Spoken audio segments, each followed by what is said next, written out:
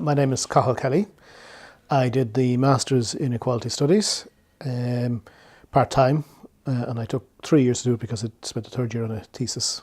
And I work in the Equality Authority. In terms of the delivery of the course, the timing of the lectures, that they started at 4:30 and ran through, made it possible. It would have been an absolute nightmare to try and do it with standard daytime delivery.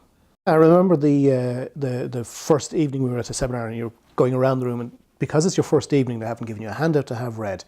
And the diversity of people's experiences, background, a couple of people working in state agencies like myself, somebody from the Combat Poverty Agency at the time, somebody from the Higher Education Authority, but other people whose equality background and experience and interest was really diverse. Things like adult literacy tutor, somebody who was working in publications, in academic publishing in this area. And then one person whose equality experience was that they'd been participant in the revolution that ended the dictatorship in Portugal. You know, sort of, okay, she wins. My academic background is in mathematics and physics. Now, I'd been an activist, but when I came to the course to do, a master's in equality studies, I was doing subjects that I just hadn't studied at that level before: sociology, law, economics.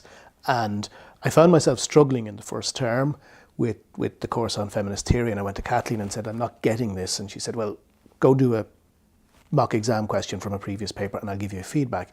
And that feedback was on how I needed to approach the analysis to the stuff.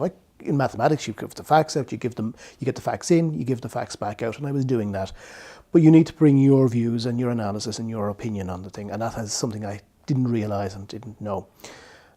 And that has been useful then in the day job in the Equality Authority, because part of my work has been to take some policy position, say with an education submission to the Department of Education, and say this is where you need to take account of equality in that work.